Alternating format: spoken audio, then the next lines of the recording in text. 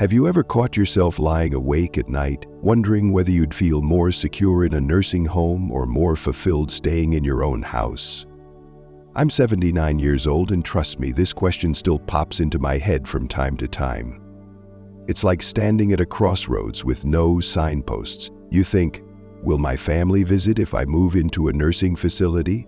Or am I going to end up lonely if I stay home alone? The possibilities can make anyone's heart skip a beat. But here's a secret most people don't talk about. The choice between living at home and moving to a nursing home isn't as black and white as it seems. Each option has advantages, drawbacks, and downright surprises. When I first faced this decision in my mid-70s, I had no idea about the shocking truths I'd discover on both sides. People would say, just do what makes you happy. But how could I know what that even meant? In the next several minutes, I want to share 5 startling differences between nursing home life and aging at home. By the end, you might realize this decision is more than just picking a building. It's about choosing the way you want to live in your golden years. Stick around, because each point could change the way you see your future. Let me invite you to walk in my shoes for a moment. I remember asking my neighbor Joe, he's 86 now, sharp as a tack, what he thought about leaving his home for a senior living facility. He gave me a line I still recall. Son, he still calls me son even though we're not far apart in age, sometimes the roof over your head matters less than who's under that roof with you. That got me thinking about the real differences. Let's explore them one by one. Difference 1. The sense of independence. When I was 77, I broke my arm slipping on the sidewalk out front. Simple tasks like getting up, washing dishes, or even tying my shoes turned into uphill battles. During my hospital stay, the social worker chatted with me about the possibility of moving into a nursing home. She said, "You'll get professional help around the clock." It sounded tempting at first. No more risking life and limb just to grab the mail. But then it dawned on me. Would I lose my independence if I swapped my beloved living room for a shared space? Living at home can feel like a badge of honor. You wake up to your own coffee mug, decide which radio station to play, or whether to skip your afternoon nap. You don't have someone scheduling your life for you every single minute. But what happens if your health goes downhill? It's a lingering fear. I used to think, if I fall again, who's going to pick me up?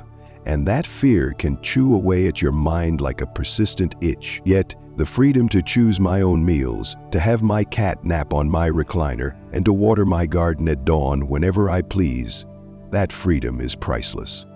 On the flip side, a nursing home can provide a different kind of security. You have staff who bring you meals, assist with bathing, and administer medications.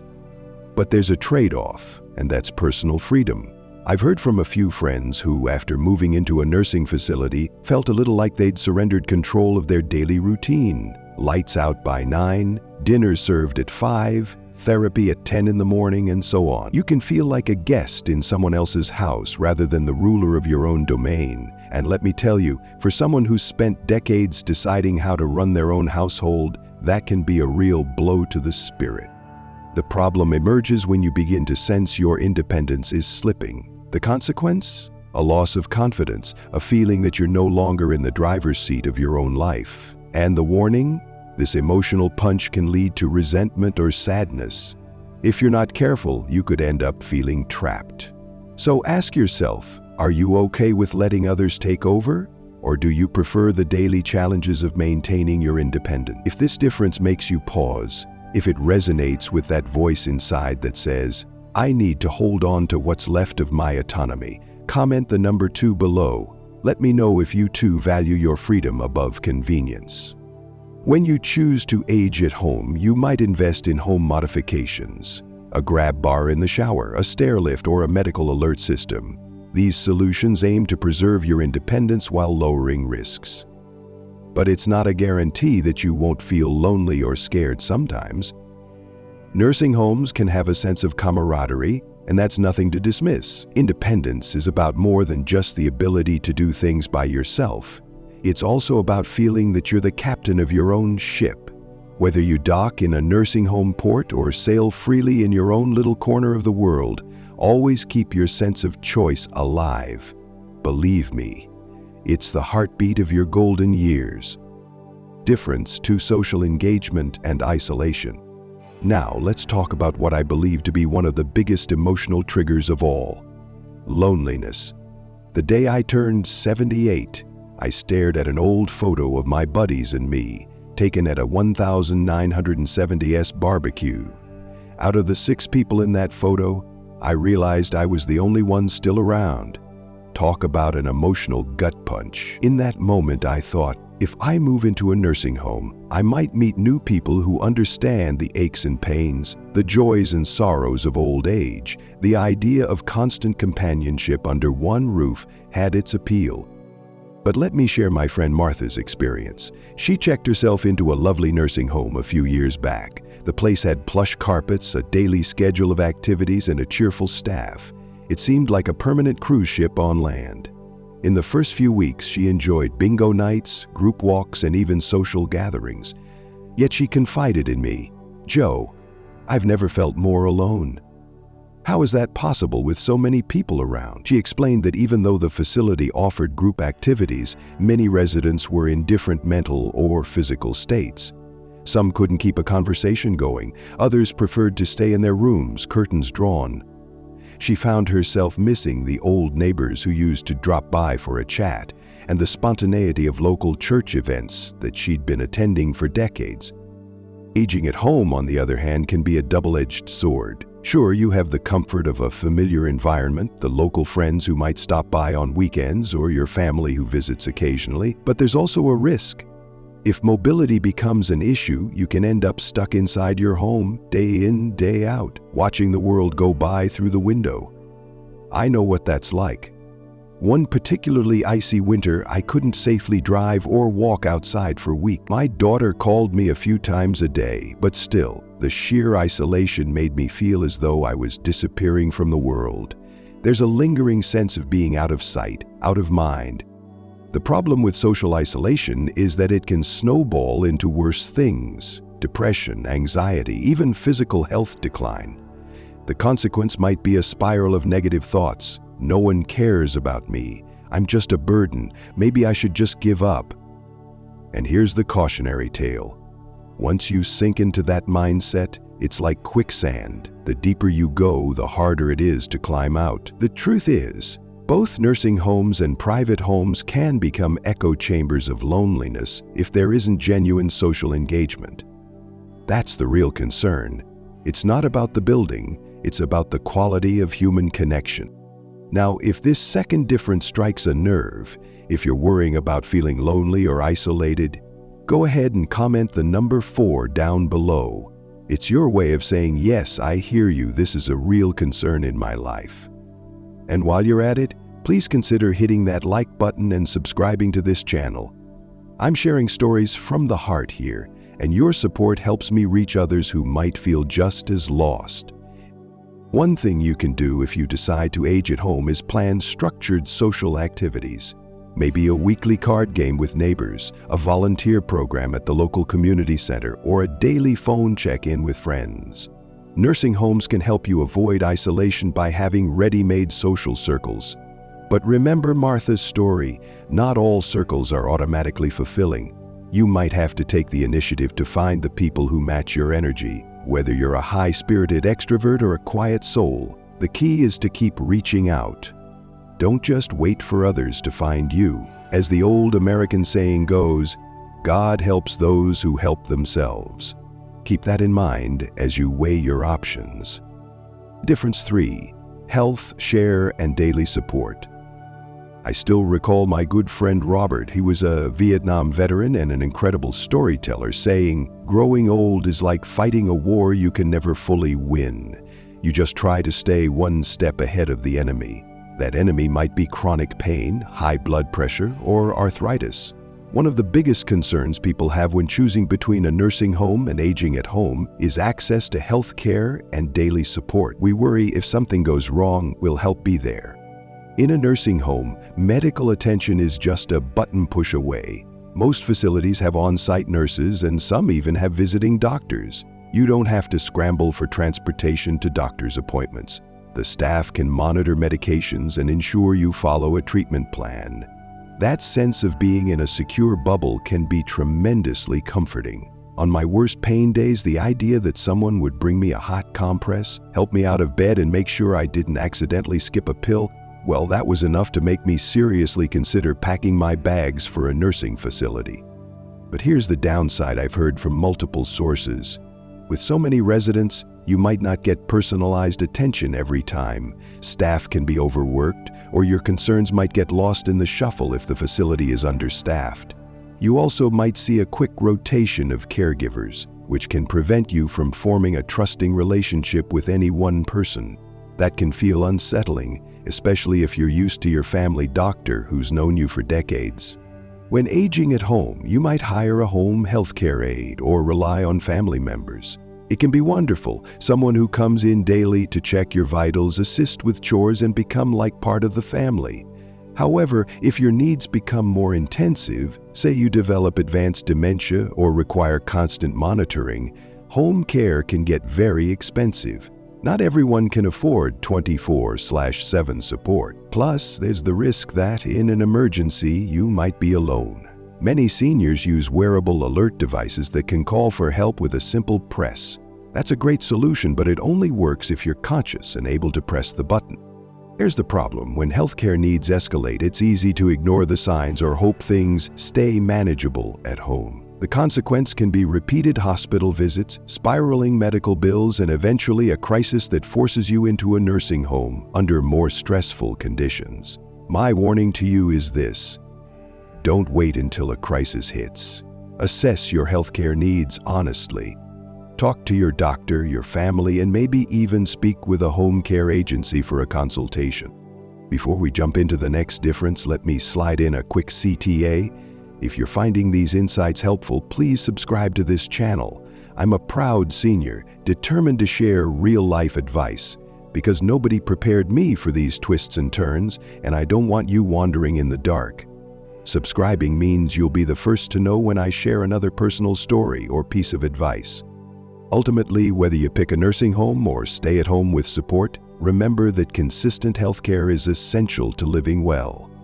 Don't push your worries aside. If you notice your medication routine is becoming complicated or your condition is worsening, it's probably time to reevaluate your living arrangement. Ignoring reality is dangerous. Face it head on. There's no shame in needing help. It's part of the human experience, especially in our older years. As another old saying goes, a stitch in time saves 9. The earlier you acknowledge your healthcare needs, the better prepared you'll be to meet them, wherever you choose to call home. Difference for emotional well-being, regret, and fear. Let me level with you. I've shed more tears in my late 70s than I ever did in my 30s or 40s. Why? Because the older I get, the more I understand what I've lost. Friends, family, even bits of myself. I've faced regret for not spending enough time with my late wife, guilt for missing my grandchildren's recitals, and an unshakable fear that my best days are behind me. Sound familiar? The emotional weight of old age can be crushing if you don't find healthy ways to cope. Living at home can be like wrapping yourself in a warm blanket of memories. The photos on the walls, the familiar squeak of the porch swing, these small comforts can nurture your emotional well-being. But let me tell you a story. After my wife passed, I couldn't bear the silence of our once bustling home. Every corner echoed with her laugh, reminding me she was gone. Instead of solace, those walls started to feel like a prison of memories. There's a risk that staying in the same environment can trap you in a loop of grief or regret. A nursing home, for its part, might offer social workers, counselors, or peer support groups that can help you process those feelings. Being around other seniors who face similar losses can make you feel less isolated in your grief. You might find fresh perspectives, make new friendships, or discover a sense of purpose in helping others cope. However, I've also heard from folks who, upon moving into a nursing home, felt an even deeper sense of loss, the finality of leaving their home behind. It can feel like giving up, or acknowledging that the road ahead is shorter than the road behind. A friend of mine said, "It's like I'm accepting the end of my story." That sense of defeat can be tough to shake. Here's the problem. Ignoring these emotional undercurrents can lead to long-term sadness, depression, or anxiety. The consequence may be a loss of motivation to take care of yourself, to socialize, or to even get out of bed. The warning? Unaddressed emotional pain doesn't just vanish. It can magnify until it consumes your everyday life.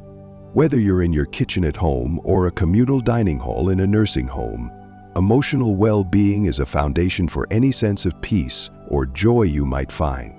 If you're feeling the weight of regret, fear, or loss, I encourage you to comment the number 6. We all have hidden wounds, and naming them can be the first step in finding a solution. Let's form a community of understanding here, one where we're not afraid to say, "I'm lonely," or "I'm scared." And while you're at it, keep in mind that a single phone call to a mental health hotline, a pastor, or even a trusted friend can lighten the load. Still, I firmly believe there's hope on either path, whether you stay at home or move into a facility. At home, you can host weekly visits from loved ones to keep the memories vibrant and loving, rather than heavy and haunting. In a nursing home, you can lean on structured activities designed to bring people together. Sometimes, the laughter during a group event or a heartfelt chat with a neighbor down the hall can do wonders for the soul. Never underestimate the power of a good conversation. As one of my old mentors said, "A shared sorrow is half a sorrow. Just be brave enough to share." Difference. 5. Financial implications and quality of life. Now, let's talk about money. One of the most agonizing aspects of deciding whether to go into a nursing home or stay put. Some folks prefer not to talk finances, but in my opinion, ignoring the money talk is like ignoring the elephant in the room.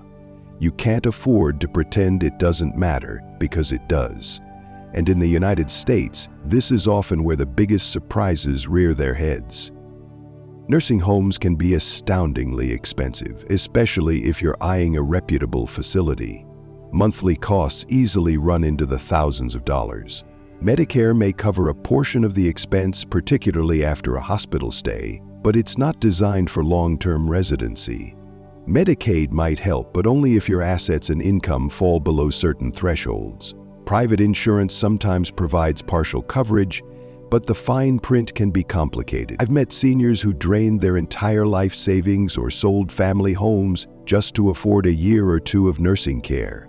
It's heartbreaking. On the other side, aging at home isn't automatically cheaper, especially if you require significant modifications or round-the-clock care. My friend Edna had her daughter pay nearly $50,000 for major home renovations, ramps, stair lifts, widened hallways so she could maneuver her wheelchair safely. That's a huge investment. Home health care aides can also drain finances if you need them on a daily basis. Plus, there are property taxes, utility bills, and maintenance costs to keep your home functional and safe. It's not as simple as home is free. The problem is that many seniors don't plan early enough. The consequence? You could deplete your retirement funds unexpectedly, end up in debt, or even jeopardize your family's financial stability. There's a reason so many older Americans fear going broke more than dying.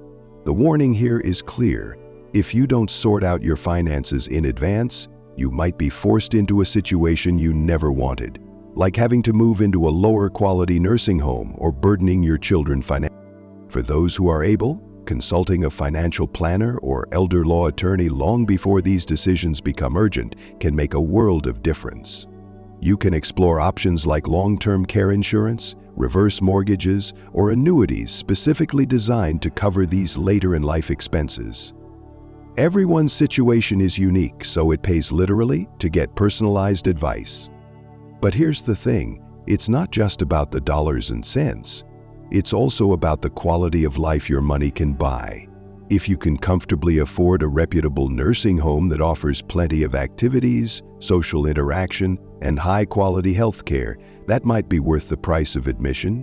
If you have the means to retrofit your house and hire professional help, staying at home could be just as wonderful. The real question is, which environment will give you the sense of peace, joy, and dignity you deserve in your final chapters? If you've been listening to this last difference and realizing how finances can dictate your choices, don't let fear paralyze you. Plan, discuss with family, and gather professional advice. You might discover solutions you never considered. As the old American maxim goes, it's never too late to do the right thing. That includes protecting yourself financially and emotionally. We've journeyed through 5 major differences: the sense of independence, social engagement, healthcare support, emotional well-being, and financial implications. Each category carries enough weight to tilt the scale in your decision. Maybe some differences stood out to you more than others. Maybe you're feeling torn in multiple directions. I understand. The truth is, no single piece of advice works for everyone. This is your life, your future, and your choice. In the end, the decision between moving into a nursing home and aging at home doesn't come with a neat, tidy answer. Nursing homes aren't inherently bad, nor are they necessarily the perfect solution. Aging at home can be liberating or it can be isolating. It's all about what makes sense for you or your loved ones. My biggest hope is that you'll take these 5 shocking differences to heart, weigh them honestly, and factor in your personal values, health conditions, and financial realities. Here's the deeper life lesson I've come to embrace. The real question isn't, where should I live, but rather, how do I want to live? You deserve to fill your days with meaning, whether that's nurturing a garden in your backyard or playing bingo in a vibrant community space. You deserve to maintain healthy relationships, whether that's sharing stories with the next-door neighbor or joining a group activity in a nursing facility. Above all, you deserve the dignity that comes from making your own informed choices. If you're still pondering these options, don't forget to reach out and keep the conversation going. Comment, subscribe, and share this video with anyone who might be stuck in the same predicament. Think of these final words like an offering of hope. No matter which path you choose, you have more power than you realize. Even if the future feels scary, there's comfort in knowing you've explored your options, examined your values, and decided based on love. Love for yourself, for your family, and for the gift of life itself. As I like to say, the last chapter is still your story to write. Make it count.